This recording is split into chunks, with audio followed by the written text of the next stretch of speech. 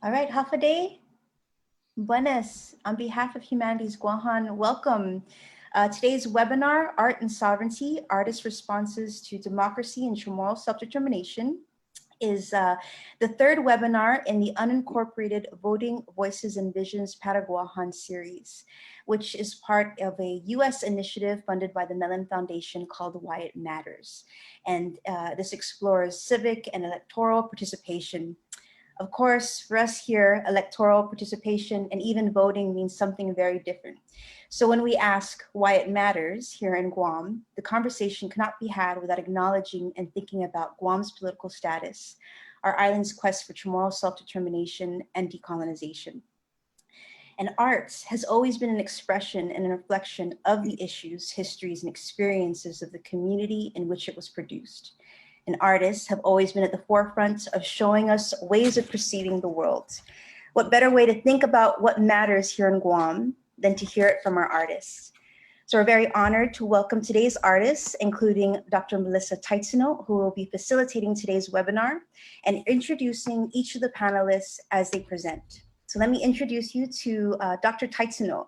She hails from the village of Jigo, Guam, and she is a Tangesh apprentice carver under the tutelage of Palu master traditional navigator Larry Rigatul, sailing under the Weryang mast. Dr. Taitano is an artist wood carver and assistant professor at the University of Guam. She received her doctorate's degree from UCLA in archival studies, and her research interests broadly include archives, Micronesian cultural memory, preservation, information-seeking behavior, and digital archives. Antinel Sizus Maasi, and as I learned from Chamorro language advocate Celino Onodera Salas, the last webinar facilitator, Tiahumo Pago. please take it away. Good morning, good day to everyone. We are incredibly honored that you're sharing part of your day with us to listen to our amazing panelists, Mr. Ric R Castro, Miss Cara Flores, and Miss Kerri Ann Ifit Naputi Borja, all accomplished Chamorro artists who are here today to share their ideas of how our colonial realities, decolonization, and Chamorro self-determination in the broadest sense have influenced their respective bodies of work. So before we begin, I've been asked to share a few housekeeping items. We ask the audience to please use the Q&A feature at the bottom of the Zoom screen for any questions or comments that you'd like to address either to the panelists or to a specific panelist. We will also be fielding questions from Facebook. So welcome to those of you who are joining us from Facebook. We also ask that the audience hold or share their questions until the Q&A, which will be following each of the artists' presentations. So without further ado, allow me the honor of introducing our first artist, Mr. Ric R Castro. Mr. Castro is a native Chamorro raised on the family beach in the north of the island of Guam. Currently a full professor of art at the University of Guam. He's primarily known for his paintings, but also does printmaking. Castro studied at the Art Institute of Pittsburgh. He utilizes his personal experiences and memories of growing up in an island locale to produce expressionistic paintings that strip away the narrative and allow the work to retain a level of ambiguity, unified with energy and movement to keep its audience curious but engaged in spiritual contemplation. When Castro works in his more personal, abstract, expressionist mode, rather than an idyllic paradise filled with white sand beaches, clear waters, and brightly colored flowers, you'll catch a glimpse of a rougher, more basic, elemental, and primal nature. On the opposite end of the spectrum of the subject matter, Castro is currently in the process of completing his series entitled Junglescapes of Guam, a body of loose impressionist-styled landscape paintings that provide a visual study of the deeper, wild environment of Guam. Senor Castro, the floor is yours. Oh, thank you, Dr. Taitano. And it's a pleasure and honor to be here and to be selected to be part of this group. My first concern was in agreeing to do this was currently at the time, my work is somewhat nostalgic in terms of landscape. So I wasn't sure how I could contribute to the dialogue. But when I thought about it, that the land issue was definitely an angle I could share as far as where my work has started and where it is now. I guess we could begin with these two early works of, these were two pieces I did back in 1990, 1991, when I decided to return to art school. And prior to that, I was a graphic artist. I graduated from the Art Institute of Pittsburgh and ended my career as a creative director for the Micronesia Mall, and decided that I wasn't sure if I wanted to continue being a commercial artist because of the lack of freedom in terms of the imagery that I wanted to convey. So I was very lucky enough to get a scholarship to go back to art school. The school I ended up going to was like one of the oldest classical schools in the US, called the Pennsylvania Academy. So if I wanted to learn how to paint and do fine art versus commercial art, which is what I was trained to do prior to that, I figured this would be it. This would be the school that I can learn how to brush up my skills and techniques and really kind of do the work that was more personal to me in terms of fine art, and not doing it for any commercial use or being told how to do it or what to do. So initially when I got there, I was like, the terror of looking at a blank canvas and wondering, okay, what can I do that is going to make me stand out? And the first thing all of us new students going in was we wanted to stand out. We wanted to do something very conceptual that had some strength to it. And, I had my classmates telling me, hey, you're from an exotic island, you're so lucky. You can draw from your culture as a resource for material. And then when I thought about that, it sort of opened my eyes, so to speak, in terms of what I could tap into. And one of the things, the most obvious things that I was able to pull from was my upbringing on Guam, being raised near the ocean, coming from a family of fishermen, taladeros, and pescadores in my family. So I started to think of symbols that I could utilize in my work. And one of the first things I could think of that related to the ocean was the fish. And so the fish became a very symbolic part of my visual vocabulary in terms of what I wanted to use in my work. This first piece on the left, called A Tulay Conversation, was a self-portrait, somewhat humorous, but shocking in a way. And sort of, it was sort of a revelation in terms of what I mentioned earlier about opening my eyes to the different resources that I could draw from in terms of my culture. So the fish, being a fisherman myself, skin diving, and I had a couple of my brother, my father, and my two brothers were all scuba divers at the time. So we were all fishermen, and it was something we did every Sunday and even during weekdays at night when we go spearfishing. So the fish became part of that. But I wanted to go one step further, and I was a really brash young artist at the time. And I was thinking, the family property being landlocked on a military installation was somewhat frustrating for me as a teen and for my family. So I wanted to do a work of art that would actually bring light to that. And so what you see on the right is my very first woodblock print. I think I ended up doing maybe 15 of those prints. And it was really done with symbols of the experience of being a landowner on Anderson. And so in this one, you could see, again, it's a self-portrait. I did have more hair then. And I'm holding the fish and you could see a padlock there representing the landlocked aspect of the property.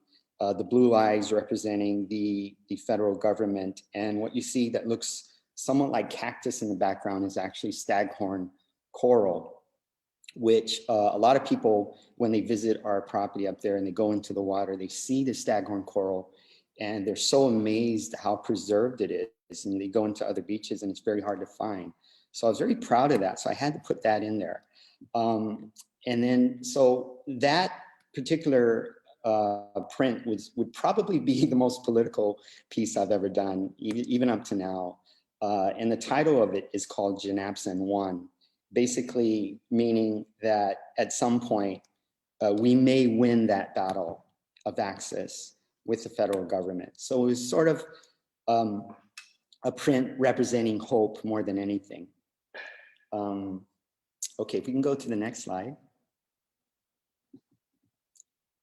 Okay, and so after my initial undergrad study with art, I sort of wanted to depart from conceptual art of the narrative, where you can clearly see what it's about and sort of make it out in terms of representational things that people recognize, and take it to the next level, so to speak. So at the time I was visiting New York and traveling a lot. These two pieces that you see here were done in my first year of study in the graduate program after finishing my undergrad work. And it sort of culminated from my exposure to visiting the Metropolitan Museum of Art and my travels to Europe, where I won a travel award upon graduation to look at more work across different European countries. And I got exposed to abstract art, fell in love with it. And so when I went up to New York one day, I stood in front of a Jackson Pollock painting that was something I wasn't really into in terms of non-objective art. I was always doing narrative art. So this was the first time I had my full exposure to an original. It was a huge, it must have been 14 feet wide. One of Jackson Pollock's biggest and most important pieces at the Metropolitan.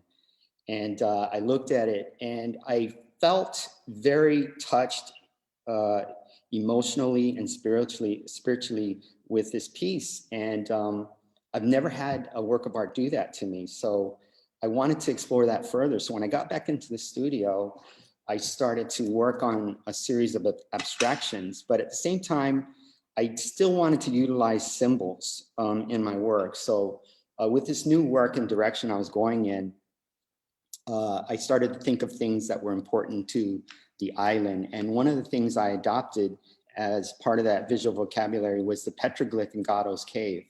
So I took that and embedded it into my paintings. And what you see here, the painting on the right is called Kinship. And it's basically close to 8 feet, 5 by 8 feet, huge oil on canvas. The left side, the piece on the left is called Tangle of Life. And basically a play on the word tangle. A lot of people would say my work looked like a tangled of vines and jungle, which they were right. That's really where it was derived from. But at the same time, I did a lot of other works that sort of took on a jungle / city-like thing or touch to it. So when I returned back after my graduate study, I wanted to depart from even symbols and get more into non-objective, more spiritual aspect of my work. And I was lucky to be invited to Louis Vuitton to have a solo show. But the catch was they wanted me to do my abstracts. They loved my abstract series of utilizing the petroglyph, and they wanted something similar to that. But I really wanted to do something new, and that was the culmination of this new series that I went into. It's still really derived from the land, the ocean, the waves, the sand, fish, but I really didn't want to make it too obvious. I wanted to sort of tap into the emotional aspect of art and choose an aesthetic where people can actually approach it and feel something emotionally as well as spiritually. So that was my goal in doing this series of abstracts. And I still do it today. I still continue this series, but it is somewhat, the audience is somewhat limited. So there's not too many people that appreciate this more personal, spiritual direction that I was going in, but it didn't prevent me from doing it for myself. But at the same time, I started doing landscapes.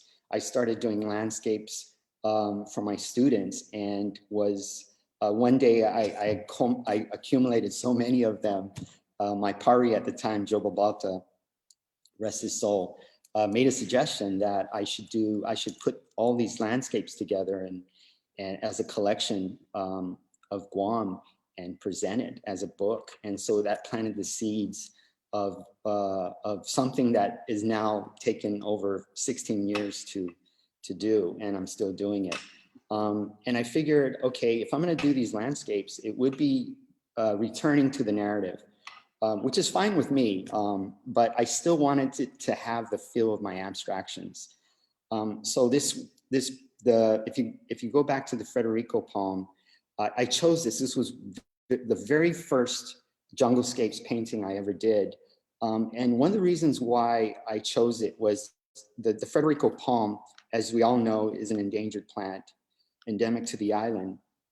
And there's only, it was almost wiped out by a bug. I guess this is some type of Ifit bug that was just wiping out the population of Federicos. And there's a history of this being used in our culture. And it's such a primitive plant that I wanted to pay homage to it before we lost it. So that became the catalyst for the Junglescape series. And from there, I figured if I'm gonna do Junglescapes, then I wanted it to be in areas that people couldn't reach or that were hard to get to. And this was to bring awareness that we have all these secret pockets of land that are there right in front of our eyes. It's just, we just have to look for it. Prior to that, a lot of the land, including our family property, denied access to the average citizen.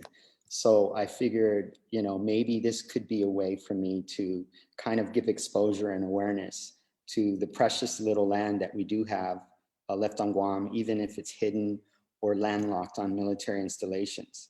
So that was my goal in beginning the series. So we go to the next two paintings here.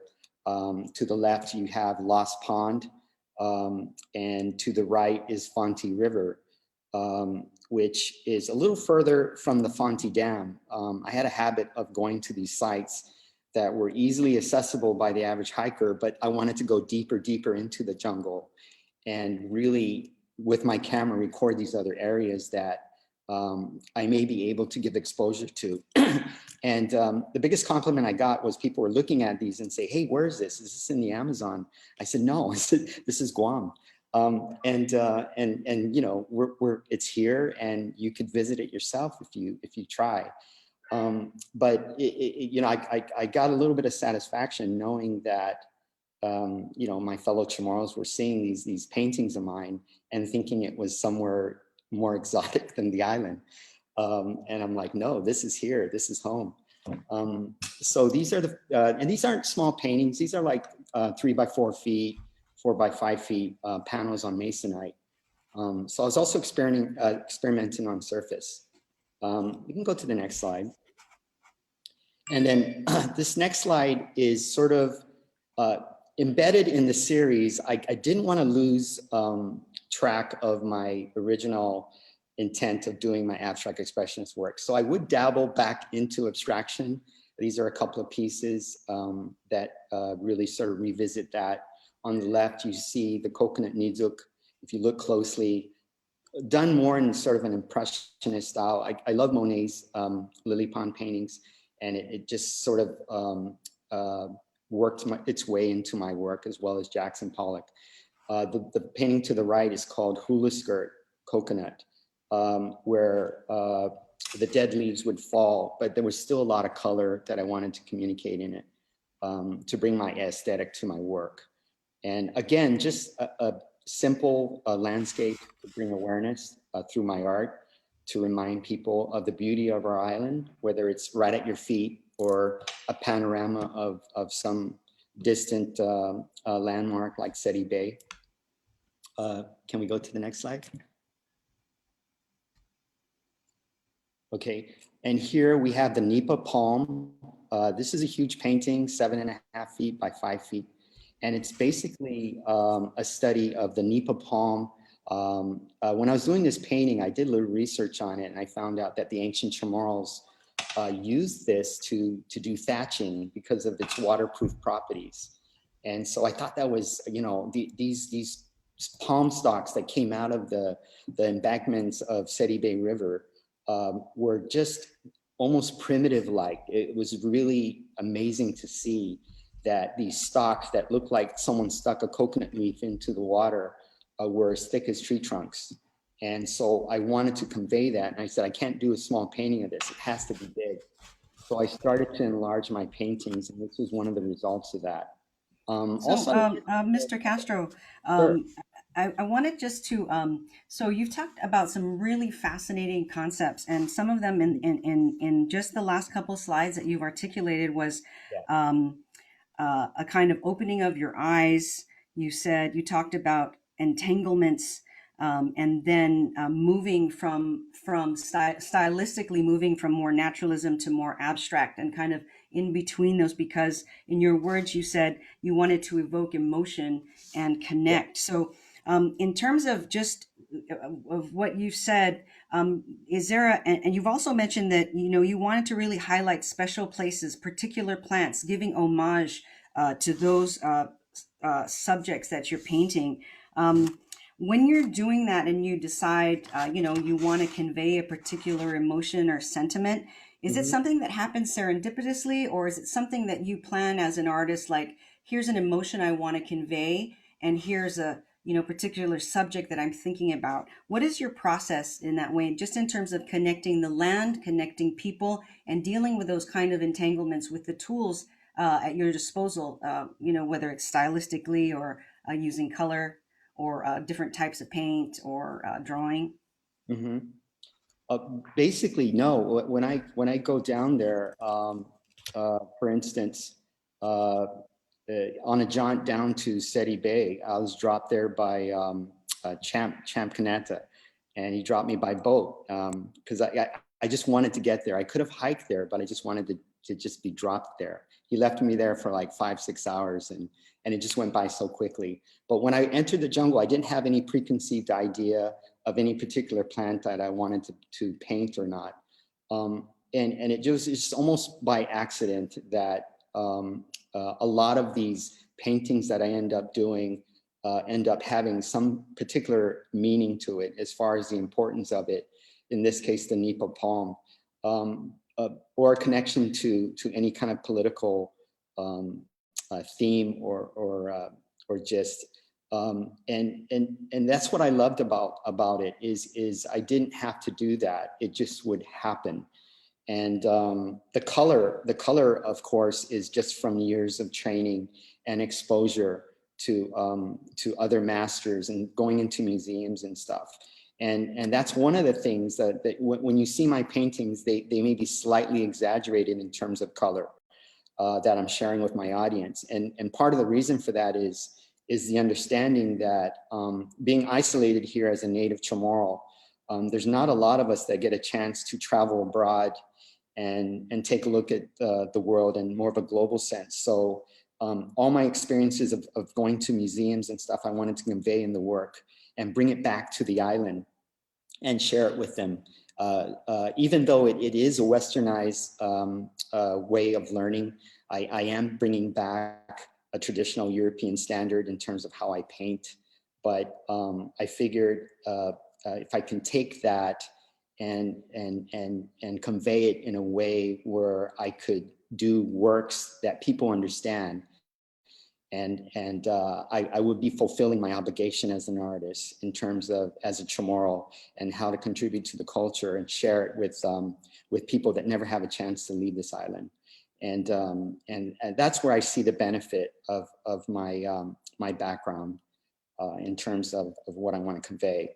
And right here you see Tarzan Falls. It's another place that you have to hike to. Not a very hard place to get to, but you know, someone like the Manumco that see this, and you know, it was so beautiful to have a few Manumco come up to me and tap me on the shoulder and said, and thank me for doing these paintings. And I'm like, why are you thanking me? And well, one person said to me, because you brought back memories.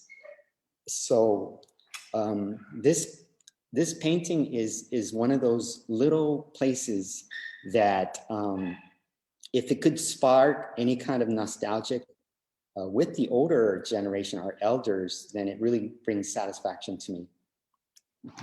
You can go to the next one.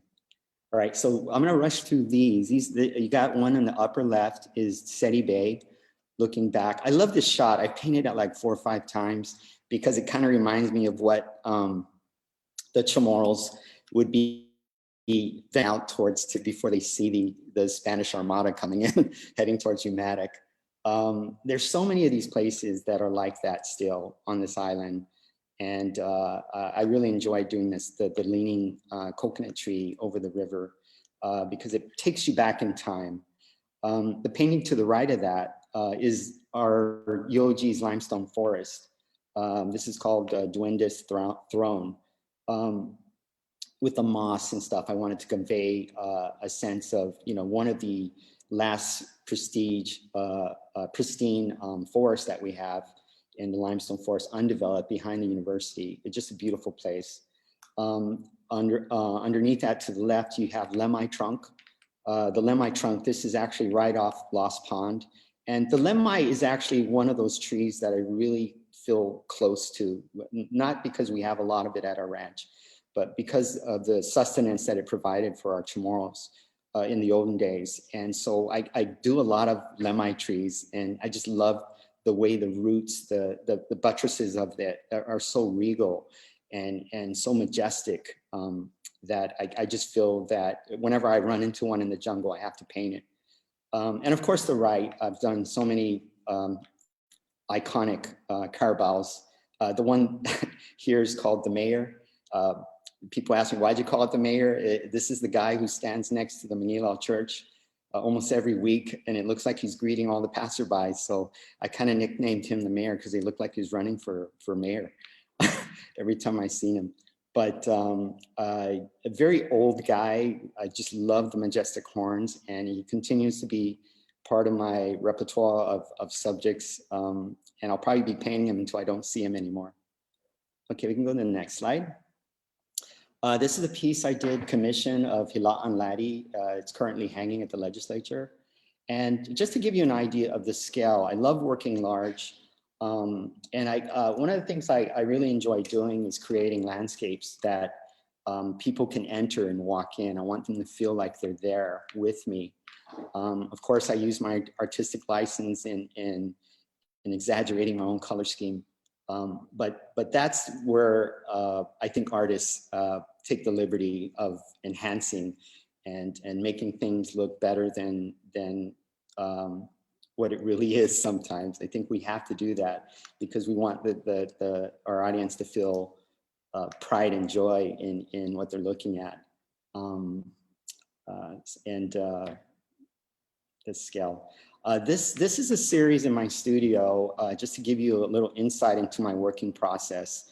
I was fortunate enough to be given a commission to install a whole bunch of works, and these are like almost 8 feet by 4.5 feet at the T Galleria. And so when they offered this to me, I jumped on it.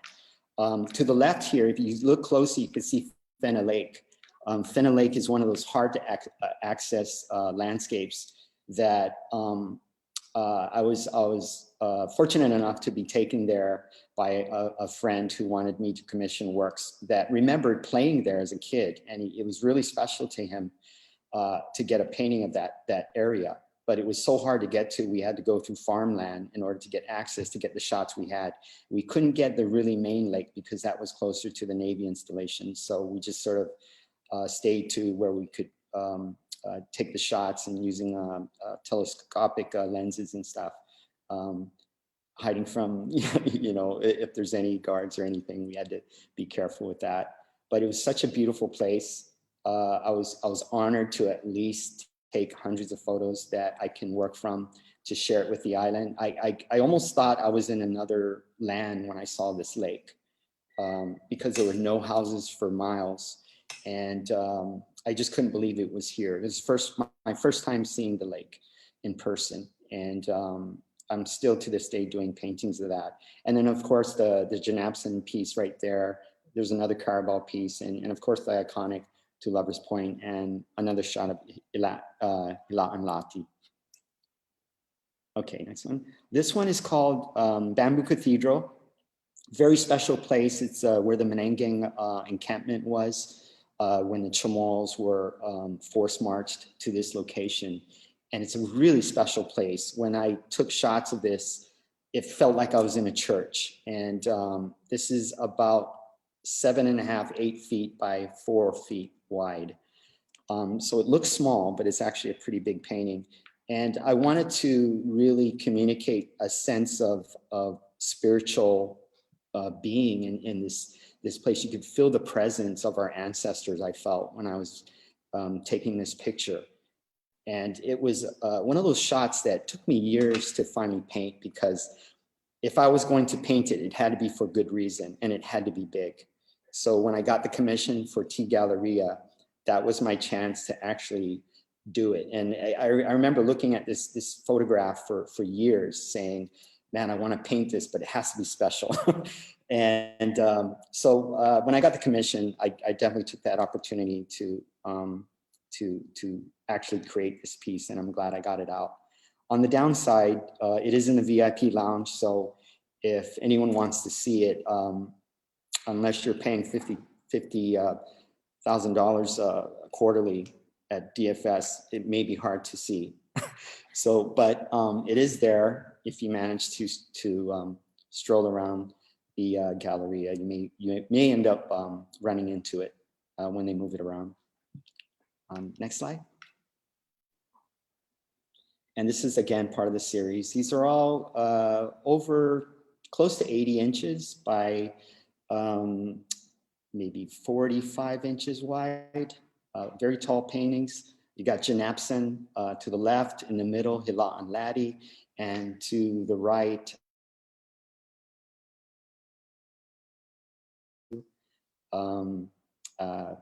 again, paying homage to a lot of landmarks across the island. Okay, next one.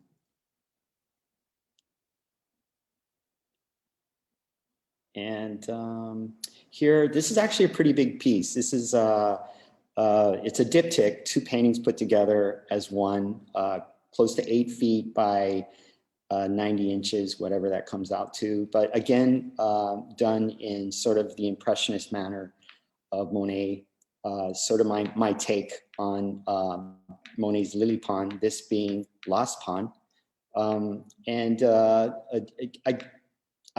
a big admirer of the Impressionists, but at the same time, I don't want it to be, you know, hyper realist in terms of duplicating my photograph. I really wanted to bring my aesthetic as an artist for people to appreciate art in general in terms of how it makes us feel.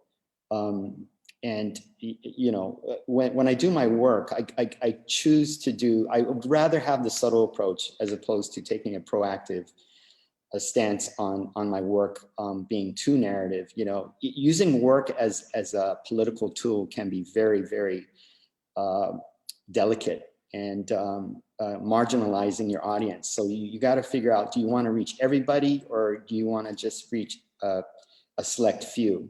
And so that's one of the reasons why I kind of stay away from works that are too political, and chose the landscape route or the abstract route where people can approach it more on a spiritual level.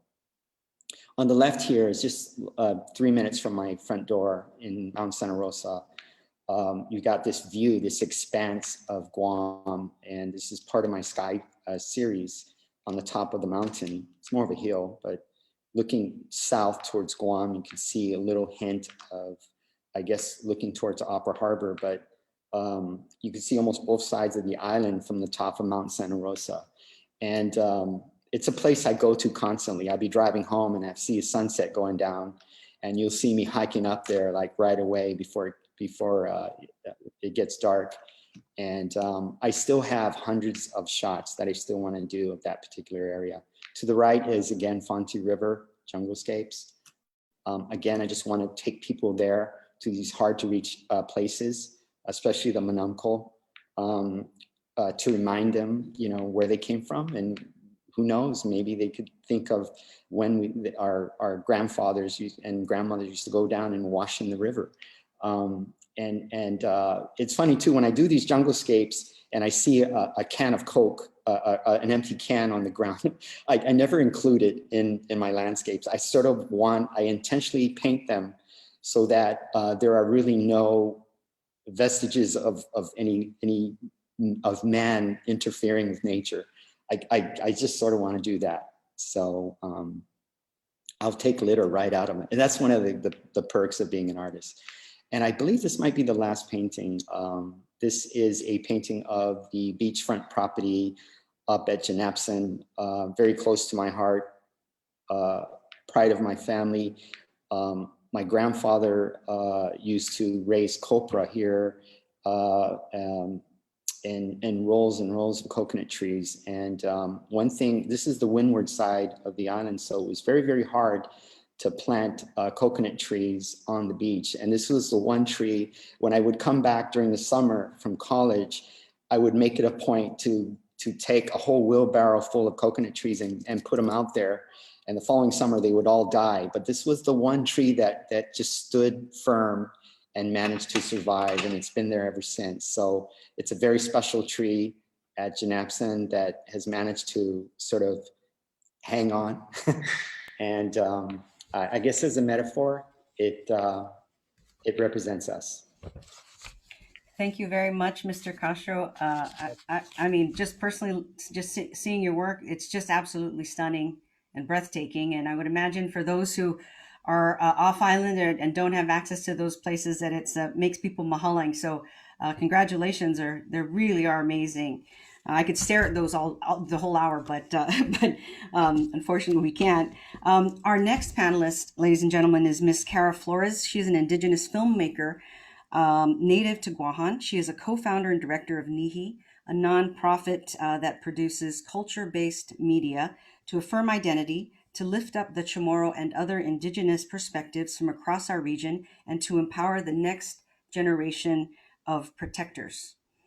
Flores directed and produced the majority of media for the Guam Museum's permanent exhibit, including a short film on the origins of the CHamoru people, Ihinanauta.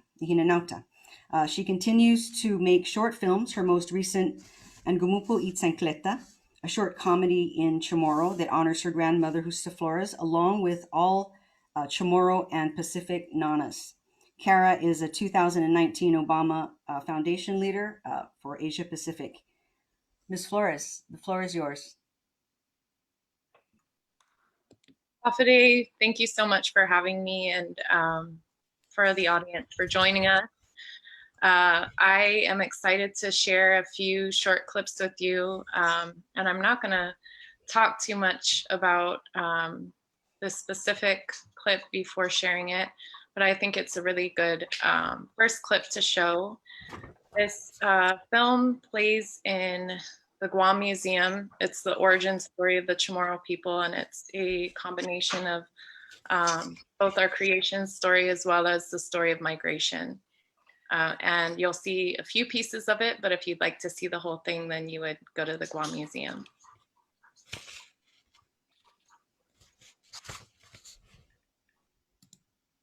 Baihusangani Hamzu, Purihina Nauta.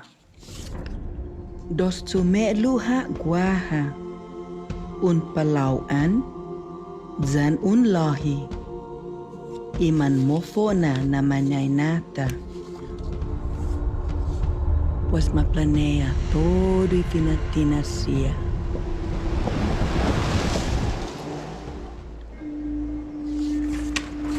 Inusiha ifinene na mananyata ni tsogu inanaunia gitasi.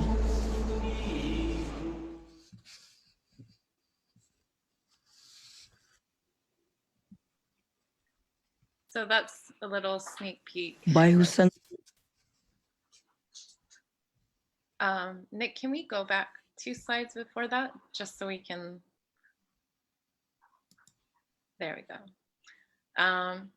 So the story of the origin story for me is a really important story when it comes to our sovereignty and decolonization, because it really grounds us as a people in a few really unique beliefs, specifically about the land and about our obligations to our community or to future generations.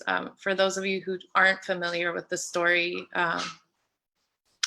there is a brother and sister who lived forever, and at some point they knew that their lives would come to an end, and so they planned together what would come next. And so for us as Chamorro people, land is quite literally ancestor. And you can look at that in many different ways. For me, connections to land remind me of my own grandparents, and that the way that we can kind of trace back our history and through the people that we love the most, right, is really, it's quite a special thing that we're able to do. And so I felt really honored to be able to produce and direct this piece in spite of an impossible budget. If you have the opportunity to visit the Guam Museum, and I'm not sure what their hours are during COVID, but Kerri Ann, who's the next artist, is one of the, I don't want to say actor, well, one of the actresses on the canoes, and she also helped to carve some of the pieces for that shoot. And coincidentally, I'm wearing a pair of her earrings right now. So I hope that you do have a chance to visit the museum. And Nick, we can go ahead and go forward 2 slides. If I can interject really quick, Ms. Flores, I just had a question and the question is, how do you envision your work with the team at Nihi and within the community as affecting social change? So this was actually not a Nihi production, it was separate, but at Nihi, we have a very clear mission. And that mission really is to reconnect kids and all viewers to the land, to our culture, to our language, and to equip them with the knowledge, or to help them feel empowered enough to be the next protectors. And again, when we think about sovereignty and power, those who are in power make decisions about what happens to our land. And you can imagine that those of us who believe that land is ancestor or is sacred would make very different decisions about our land versus folks who might believe that land should produce money for us. So yeah, at Nihi, we're hoping that kids see that our cultures are special, that who we are is valuable, that what we have is worth protecting. And so in the next few clips, you can kind of see on this screen that there are several different formats that we produce in. Over the last year, or I should say the year before COVID, we introduced a new series called Kids Talk. And I think we produced maybe 20 some so far. And it's a series that facilitates intergenerational conversations around, it could be issues or cultural themes, but I won't talk anymore about it. I think the highlights in this video will kind of give you a taste of it.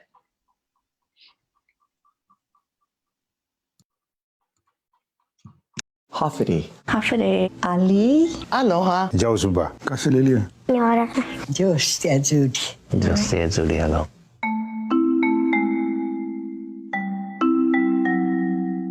Sinaan mo? Inan Husiganaisa. Stefani. I'm Yvonne. Taitano. Ava. I'm JV. I'm Allison. Right. Hello, my name is Nolan. You could call me Nolan for short. Gualsi Inina. Guausi Amber. Guausi Mama Jill. What do kids do when they're angry? What's the name of your wife? Did you ever, had toys during the war? What is the name of your grandchild? Money is only temporary, but land is forever. Yes. We are only caregivers for generations to come. Our culture and our land are both connected. The ocean is our father, and the land is our mother. Decolonization really is about us being empowered, right? To see ourselves in a positive light. You know, Native cultures throughout the world and indigenous cultures, some of their practices include, when I'm going to make a decision about something today, I have to think about how it's going to affect 7 generations after, right? Because the world, our land that we live on, our island of Guåhan, is not just for us in the present, but how do we protect it for the generations to come too? So that's why, to me, our work is very big and it's very heavy, and we need to finish it, right? Writing history. That's right. And participating in creating it too.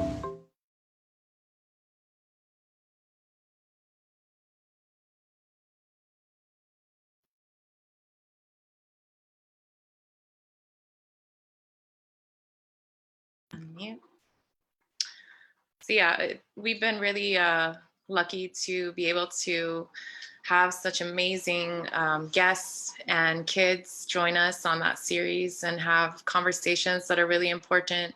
And we hope that those conversations have gone beyond the walls of our studio, and that families will start having these conversations around invasive species, around protecting our land, around conservation, decolonization, that those conversations will start happening in people's living rooms and at their dinner tables. And yeah, so that's the last series that Nihi has been working on. Up and coming, we are producing a series right now called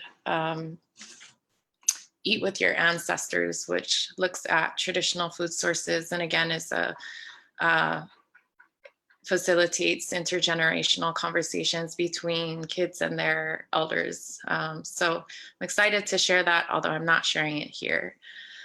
The next piece that I'm going to share with you is from a few clips from a very short film that I did called Malingu Zamasoda, which roughly translates to Lost and Found.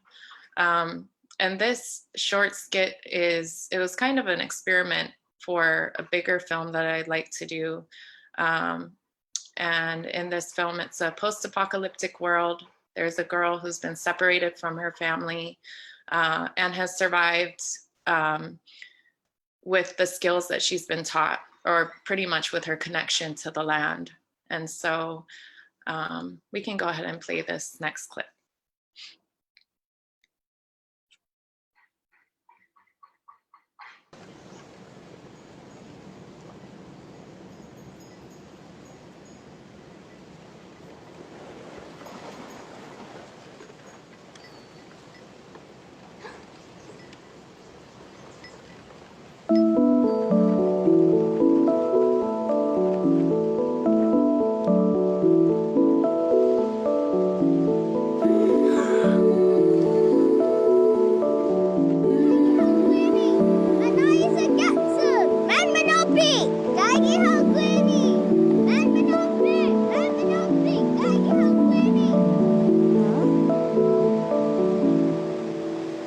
Mampus how dikiki.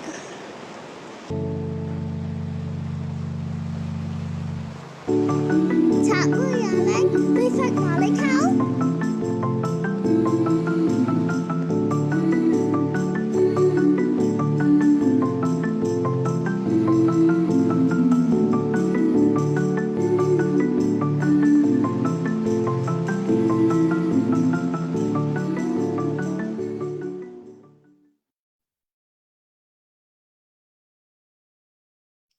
So one thing that I try to do, or that I think within our community, because there isn't a lot of funding for film, a lot of times we have to rely on our friends and family to volunteer, to do things that they would otherwise get paid a bunch of money for. But something that I feel a lot of pride in is that for the museum piece, for Nihi Productions, for the last little film clip that you saw, and for this one, it's pretty much all Indigenous productions. So the majority of folks on the credits at the museum are CHamoru folks that either live in Guam, or we had a couple of folks that contributed audio design and produced the soundtrack for the Guam Museum, and CHamoru folks are working in LA. For this next film, the same is true, that it's all produced here for both of these last two films. This next film that I'm sharing, and the previous one, Microchild created the soundtrack to it, and it was just a beautiful, I mean, for both of them, beautiful pieces of art. So the thing that's so cool about film is that it's not the artwork of just one person, that it becomes a collaborative piece where a lot of times, and depending on how collaborative, I guess, the director is, a lot of times what you think may be the vision, when you have other artists working with you, you come out with something better than what you could have imagined on your own. So that's one thing that I really love about film. This last clip that I'm going to share with you is really special to me, because this film was or is a tribute to my grandmother. I think that part of sovereignty and creating is, when I was working through this film, I was told, oh, it doesn't have enough conflict. You need to have a source of conflict. And for me, I was trying to recreate a scene that I remember very well in my grandmother's living room from when I was a child. And so I almost wasn't creating for an audience. This was something that was sort of therapeutic in a way for me. And it was just something that I wanted, that I wanted to produce, that almost didn't matter if people liked it or not. But I do think that nanas in our culture are very special. And so people have really responded to this film in ways that I didn't expect. I wanted it to be a comedy because I'm not sure, because my grandma has passed away. So I don't think I could do a very meaningful kind of nostalgic film that didn't have comedy without breaking down and crying on set or something. So yeah, I'll go ahead and share this next clip now.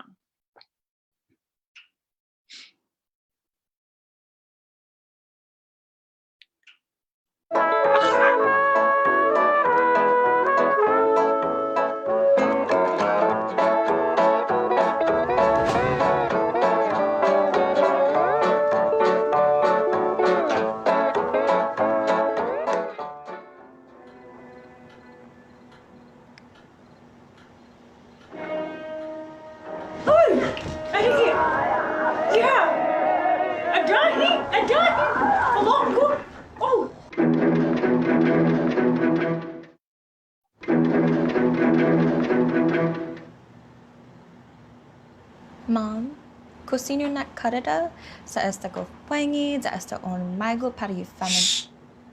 Nga man ay nalula si Zu sa gaho. Ang sa matanizo. Siguro na sa matanizo.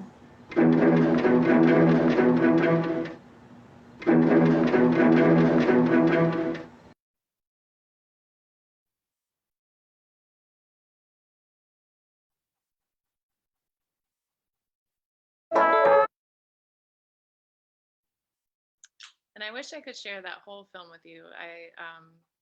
I love it. Alan Certeza, who is also a CHamoru filmmaker, or his specialty is in camera. He really was able to capture the feel that I wanted. And then Dr. Judy Flores was generous enough to allow us to take everything out of her house in Arahan. And she allowed us to work in there and produce for 4 days. So I'm really grateful to her for that. And we ended up with a really authentic feeling because because of the kind of wood paneled housing that we worked in. But I don't want to take up too much more space, but thank you so much for allowing me to share some of these pieces with you. And thank you very much. Thank you very much, Ms. Flores. Those are really wonderful. So far for the audience, we see two very different styles of artists, both CHamoru, but with Mr. Castro, of course, we saw paintings of landscapes, and then with Ms. Flores, we see her working in film. One of the things, what we see, just at least in those two examples in the bodies of work that the two artists so far have presented, is that one, we have a variety of mediums, and then we have across the spectrum in terms of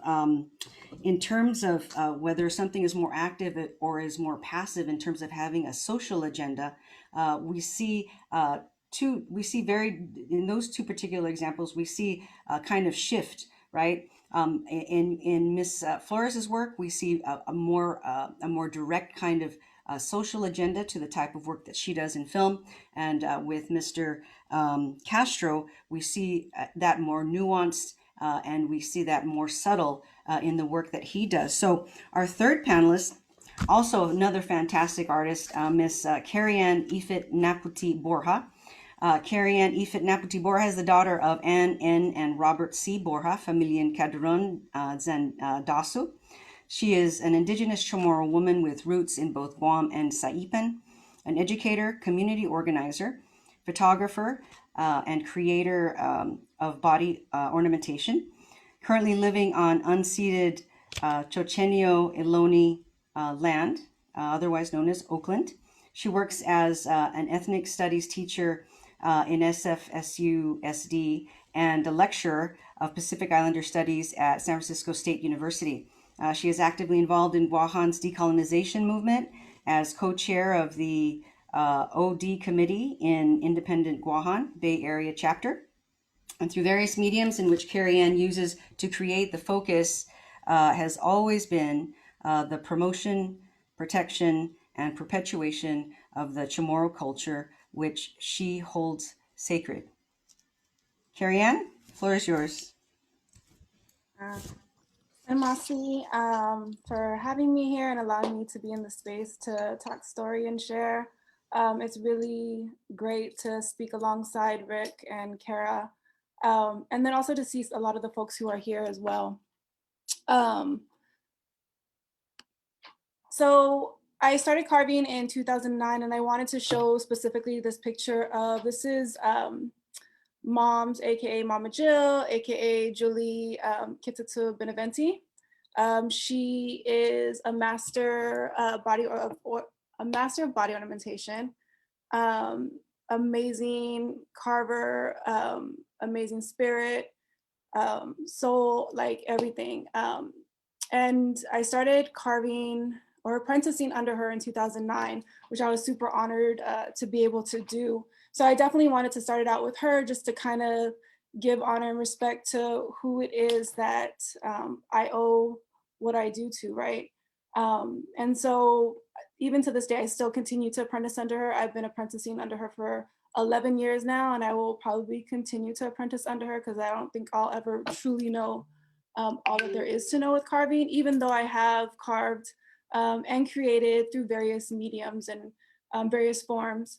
The other photo is just kind of me and my Tsetlu Ken, who also apprentices under Moms, just day at the center at Second Cultura in CHamoru, which is where I spend a lot of my time at when I'm back home.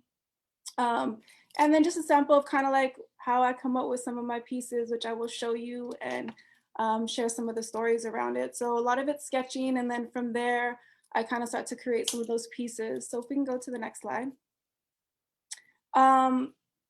As I mentioned, there's a lot of different materials that I carve with. I wanted to show this first one, which is spondylus or the spiny oyster shell. One, because it shows you a lot of the different colors. The more valued one, of course, is the orange one that you will find often. It's also the shell that you find a lot in a lot of our ancestral burial sites when they are dug up due to hotels, or even dug up due to the military, right? Particularly currently right now going on what's happening up north. So orange is one of those ones that are very special for our people. But they don't only come in orange, right? There's the candy stripe ones, there's the pink ones, there's the orange, there's the different gradient ones, which you can kind of see in this image. But I wanted to show this photo specifically because the piece, if you're looking at it to the left, which is kind of like a pinkish, whitish one, that was actually the first piece that I ever carved under Mom's. I had met Mama Jill in 2008 over the summer. And it was when they were having the Pulan Festival up at the Cultural Center. This was before we had doors, before we had windows at SKC, before the gate was even there. And I remember I kind of just kicked it with her and talked story with her. And I had mentioned to her that I had found some shells, and that shell actually is from Tinian at Taga Beach. And she had offered to teach me if I wanted to learn.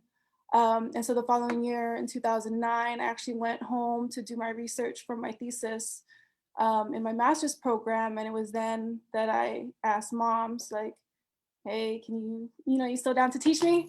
And she was. And so I basically spent 4 months every day, Saturday, not Sunday, because Sunday we would be up at the center, and I would carve and I would learn the different ways in which to create. And so that's my first piece that I ever did. The piece to the right is actually a marlin bone hair pick. Also has spondylus. There's a spondylus money bead in the front that you can see, and then behind it as well. There's also 3 pieces, which is a gatsai or an adze, the tupat, which is the sling stone, and then the lati. And so this hair pick basically represents wealth, right? Prosperity. It represents creation through the adze, because the adze is what is used to create. The tupa, the sling stone, is protection. And then the lati is strength, right? Because that's the foundation of our ancestors' homes. And then the marlin, of course, represents the ocean. And all of it represents ocean. But that was a hair pick that I created in 2016 when I was invited and given the opportunity to produce and create a piece to be submitted to the Te Papa Museum in Aotearoa. Next, please. This one right here is a bone piece. And I kind of wanted to show you a little of the progression of how a piece kind of looks. I think oftentimes when you see pieces, whether or not you see them adorned on somebody, if you go to CHamoru Village, or if you go up to SKC or wherever, or even if you go to a store and you see some piece, especially if it's made by an artisan and truly handmade, right? All you see is the end product. You never really truly see the steps that it takes to create a piece. And while the end product, of course, is beautiful, there's also beauty in terms of creating that piece. And so this is kind of a little thing as terms of how it kind of goes. It's more just kind of coming up with some of the ideas. Like I said, I do a lot of sketching. I have some sketchbooks that I sketch into and come up with designs. So it's sketching, then you carve it on out. And then from there, you sketch out your pattern, and then you essentially etch it on in, which is one of the skills I definitely learned. So it's not just only carving, it's also etching different patterns and whatnot. This piece is actually a neck piece. Ms. Borja, can I just interrupt really quickly? And I just had a question on, as you're speaking into these pieces, what relationship does your art and these kind of materials that you use have with aspects of decolonization? I mean, if you look at, if you just got to first off, just break down the word like decolonize, right? The purpose of colonization is essentially to erase a culture, to destroy it, to have it not exist anymore, right? Like that's what happens when colonization comes through. It's definitely something that has come to Guåhan, right? In terms of first the Spanish, then the US, then the Japanese, and back again to the US. And so if part of that purpose is to erase a culture, our body ornamentation, what I create, what other artisans also create, whether it's carving, whether it's film, whether it's painting, whether it's weaving, it's all perpetuating our culture, a culture that shouldn't even technically be around because of the fact that we are not meant to be existing at this current moment, right? You even look at what's currently happening right now with the military, with what's getting built. Us having these pieces and like wearing these pieces, whether it's a golafan, a sanahi, even just earrings, right? Bracelets, whatever. It continues to show people that we still exist, that we are still here. It is in and of itself a form of decolonization, again, because we are not supposed to be here. This is not supposed to be existing. And then also it helps to perpetuate our stories. Stories oftentimes that can be easily lost. Stories that are oftentimes not found within our classrooms all the time. Granted, now recently, within I guess maybe like the last 10, 20 years, our stories are starting to be more prevalent in the classroom, but prior to that, it wasn't allowed in the classroom, right? Not even the language was allowed. And so when we see these pieces, at least for the pieces I create, there's always stories behind it. There's meaning, there's symbolism, right? Like with that hair pick, with the money bead, with this piece right here. The lati again being a symbol of strength, right? The weaving pattern was the weaving of cultures because this person who commissioned me for this piece had learned a lot about different cultures in Oceania. She worked at an exhibit out here in Oakland that I got to be a part of for a brief moment. But she came to really like have a lot of respect and honor for, just kind of learning more about Oceania and the different oceanic peoples found within. And so for her, this piece was made. And so there was that weaving pattern is the coming together and the weaving of cultures and peoples. And then the 3 dots represented creation, the creation story. It's 3. So it would be Ponten, Fotna, and Chaifi, right? And so when I give these pieces, the stories always come with it. And the pieces that I create are usually, they're made after I kind of talk story with folks. And then also sometimes the piece will tell me what to make out of it, right? As much as I want to sometimes dictate and say like, okay, this is what you're going to be and this is what I'm going to create out of you. It doesn't always necessarily work out that way. Sometimes I have to take a pause and wait and figure out like, okay, this is what it's actually asking me to do. And this is what it's actually asking me to create, right? And then when you think about decolonization as well, it's like all of the materials, all the pieces that I'm going to show you, they're all pieces and all of the materials are found back home, whether it's in the ocean or on the land, right? And I think when Cara had said land is ancestor, ocean is as well, right? We have so much wealth, like land is wealth, land is life. And I think when we remember all of the things that we can create and all of the things that we have, like we have so much wealth in the land, in the ocean. And I know as a carver body ornamentation, like there's definitely hella wealth on the land and in the ocean. It's where I'm able to get a lot of my materials. And so this, for example, this is Ifit, one of the strongest woods back home. The piece on the left are tupat, so again, protection.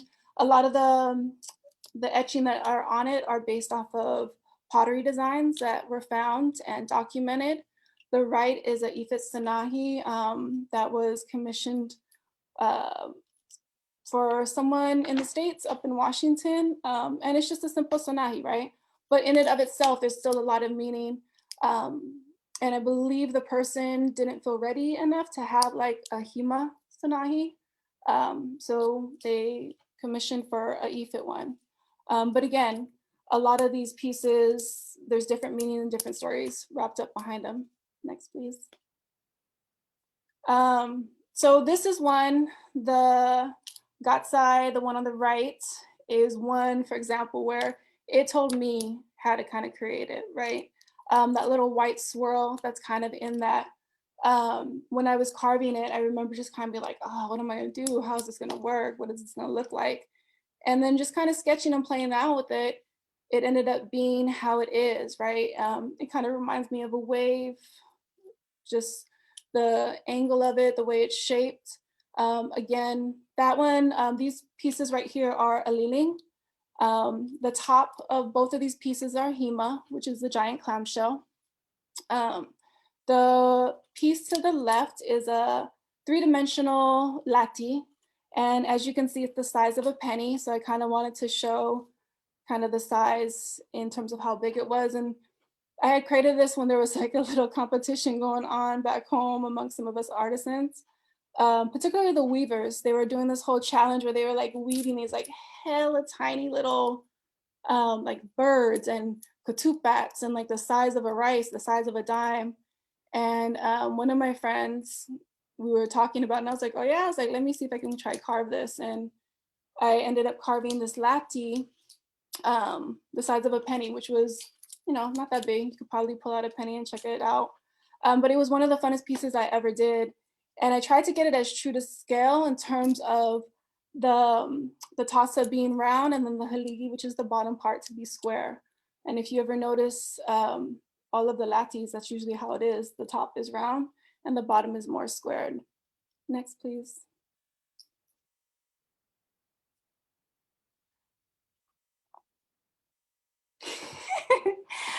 So this one is Hima, which is the giant clamshell. The picture to the left is a sanahi, which is the traditional piece for men and boys. This piece particularly was a neni size. It was for my godson, Matlack. And so it was carved, and to the right is kind of a mother-daughter piece. The Guolafun is Hima, and the top piece, the money, the spondylus, is spondylus. For the mother-daughter piece, my sister's top lock is actually from the same shell as her daughter's shell, who's also my goddaughter. But Hima is one of those things, is one of the easiest and yet also not also the easiest material sometimes to carve. Like when you carve, you also have to be very mindful of not rushing a piece. You have to be patient with it, right? You have to take your time because it's so easy to easily crack shells, or even easily to crack Hima if you're not too careful. And the thing that I love about Hima is that even within it, each Hima piece, even though it may look the same, whether it's a golafan, such as the one I'm wearing or the one in the image, they all have its own characteristics. They all have its own grain. And so there's no two that are the same, even though it may appear to be the same. But for example, the sanahi to the left, if you actually can look at it, look close enough, there's little waves and lines on the bottom of that sanahi. Again, the shell itself determining how I am going to end up creating that piece to be. Next, please. And this last slide, again, is just kind of just wanted to show you a little bit more of like what the process kind of looks like in terms of carving, how it is. And then also some of the pieces, right? These are some earrings that I've made and created. Again, a lot of what I create has meaning behind it.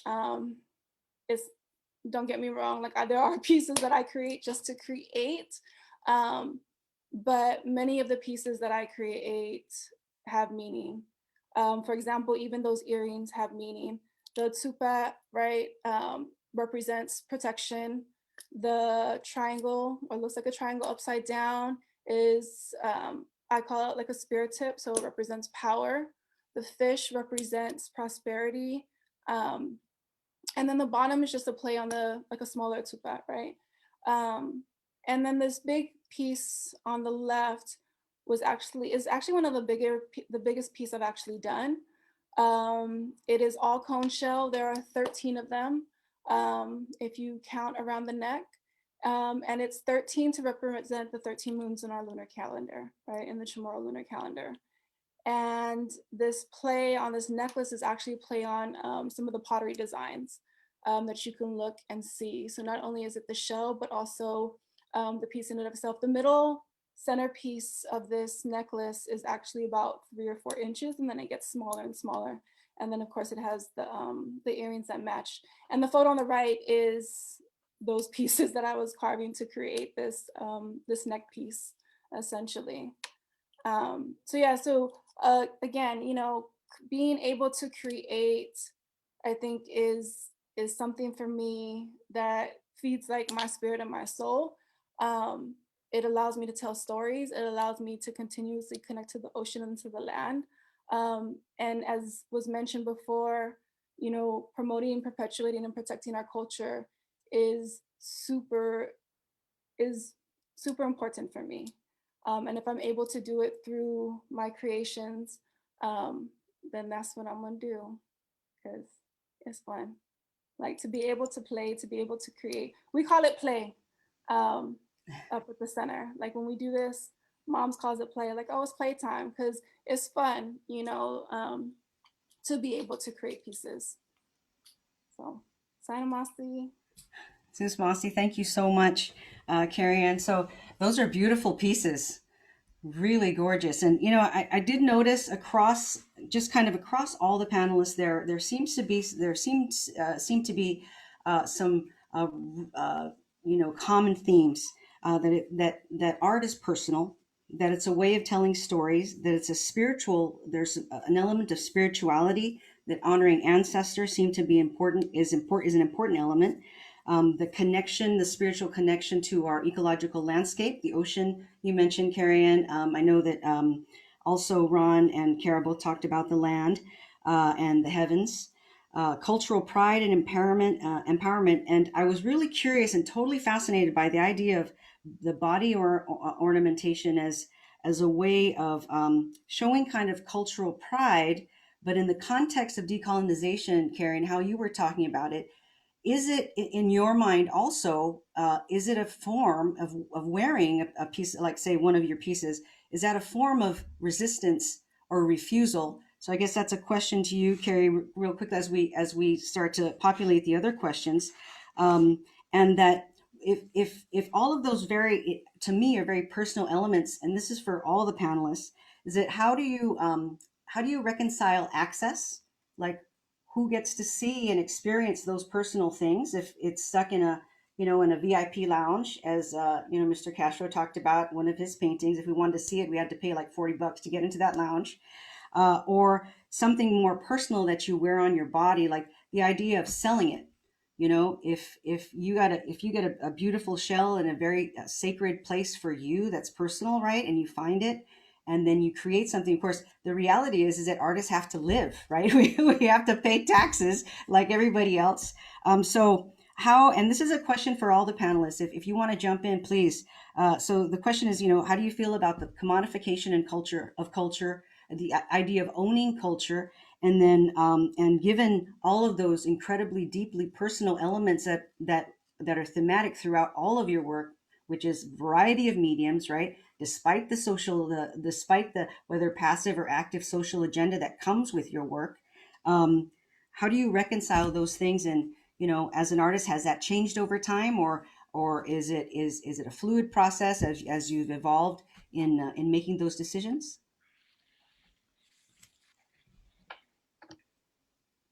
Want to go first? I guess I could start. As far as marketing work in terms of it being a commodity, one of the things that makes it difficult as a visual artist on Guam is the fact that there's very little to almost nothing besides the gallery that I just opened up a year and a half ago in terms of art venues to showcase local artists. But you know, artists will find ways, whether it be in a cafe, a restaurant, or even bars and auto dealerships to showcase their works. They'll find ways to get it out there.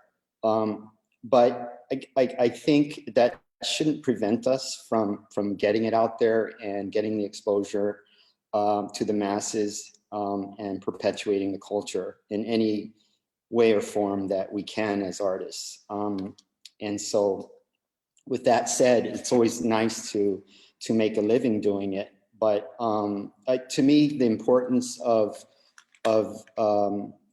people sharing and investing in the local arts allows it to thrive, because artists, it's not a very easy career to make it in. You know, I'm fortunate enough to have a 9-to-5 job teaching, but it's always nice to see people investing in it, that it gives you pride and joy that they're placing a value on your art form, and hence giving it you know, a little bit more integrity as far as representing the local culture and what it means to us. My only hope is that at some point, our leaders, our local leaders, would also recognize that and really think about investing in the visual arts, and really thinking about how we can turn Guam into something that, let's say, if it does end up going towards the independence route, we would need, definitely we would need a marketable commodity such as filmmaking, visual arts, and ornamentation to thrive and to sustain us as a global economy. I mean, if you go to Bali in Indonesia, where like 90% of their economy is driven by tourists appreciating their culture in terms of the artisans there. And I could see Guam thriving if that would ever happen with us. But I worry that because we're not getting that at this point, we have a museum, which is a step forward, but the museum does showcase more of the historical aspects of our island. And there needs to be more attention paid to living and contemporary artists in every art form, whether it's performing, visual, or ornamentation. And that is my hope today, is that at some point we'll get a full-fledged art center, so to speak, that could showcase everything I just mentioned. That was my take. Thank you very much. Cara, did you have a comment? Okay, I'm trying to think back to the original question. I think it had something to do with access and privilege, right?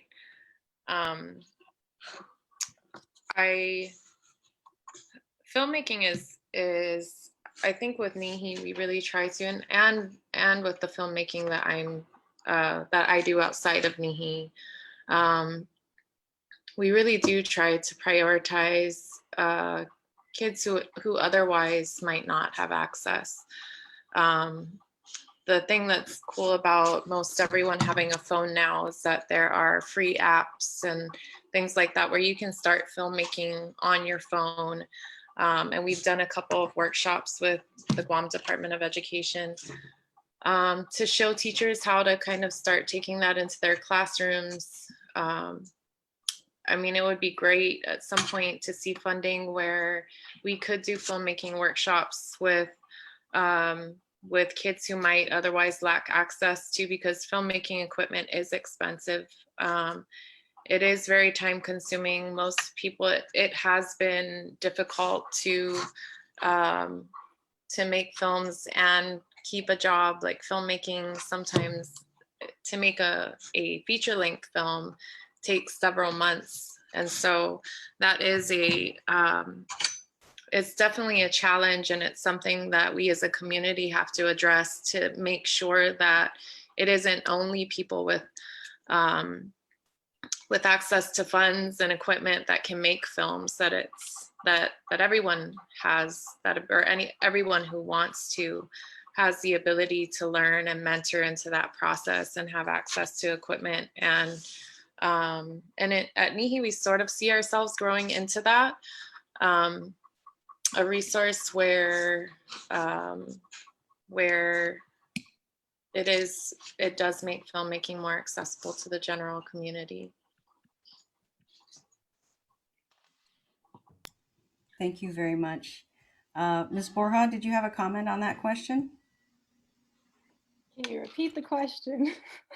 Yeah, so the question was, I just observed that there was a lot of that art in the example of all the bodies of work of each of our panelists. It was very personal and that there were issues of honoring ancestors and spirituality. And so the question in specifically for your work, how do you reconcile kind of the need to make a living, but investing all of that in the pieces that you do? And does it affect who you might decide to sell it to or who not to? Or, I mean, does that even come into the equation at all? That's a good question. So I think the same for Ric, like I'm blessed to be able to have a job right now. So I'm able to still teach, and creating body ornamentation is kind of my side love, right? For me, when I create pieces, there's a difference between like commission pieces and pieces that are kind of more like personal for me versus other pieces that are more just trinket pieces, quote unquote. And when I say trinket pieces, they're kind of just pieces that you just to create, right? I think as artists, and all artists, you have the ones that you really put your heart and soul into, and then you have ones that you just kind of sketch and you play and you do whatever.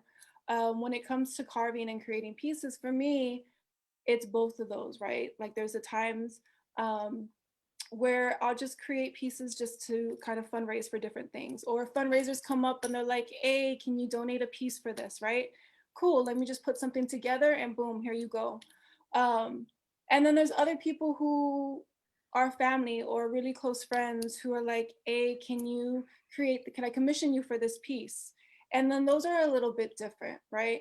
A lot of my pieces that I do make and that I do sell, if they're not commission pieces now, they're usually sold at Second Cathedral and CHamoru up at the gift shop that's ran by Mama Jill.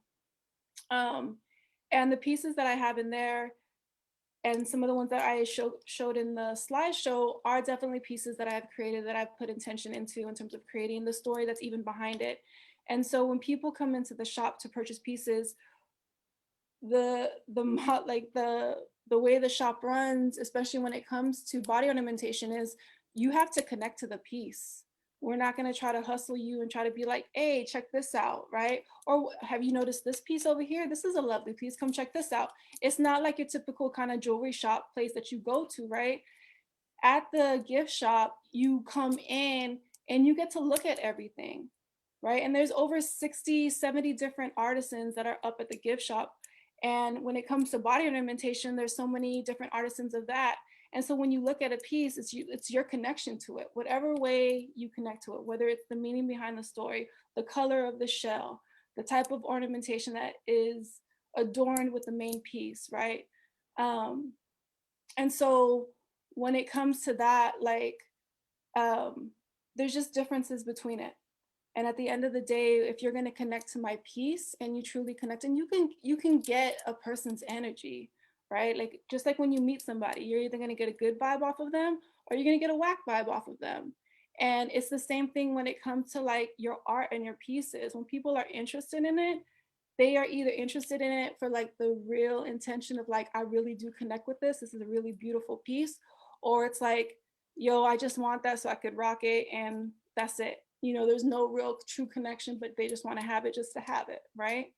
So I think as someone, as an artisan for body ornamentation, there's definitely those differences between the two. And when it comes to folks who are not CHamoru, that Lati bone piece, the woman that I had created it for, she's a white woman, right?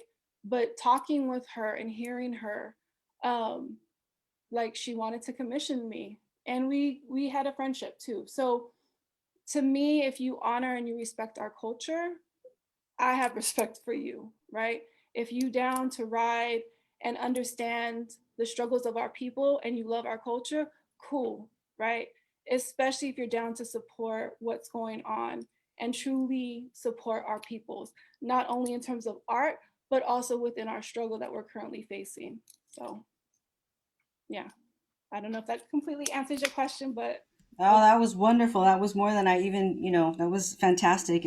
More than I expected, and it was really insightful.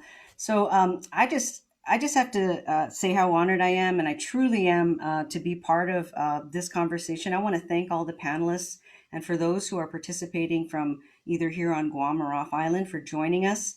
I think at this point in time, I'm going to hand the floor over to Nikki so she can close us out. But like I said again, I'm Duncan Sidus Masi, and I also hope that just following along and in line with what Rick said is that, you know, that we get some advocacy for visual arts because it's such an important part of a way to express ourselves for artistic impression, but also for cultural survival, right? I mean, I think that's the message that all of you have conveyed to the audience today. So, man, it's really been a pleasure. You guys rock, and thank you so much. So, Nikki, all yours, dear.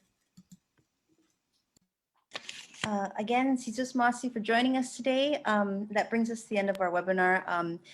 Please fill out our eval, which we will share in the chat box as well as the Facebook live stream. And also please join us for the next webinar with AG Leven Camacho and attorney Vanessa Williams, which will continue this conversation through the lens of the US legal system, and which will explore the history of voting on Guam and look at some contemporary cases. So thanks again, everybody. And Viva Mas CHamoru. Adios.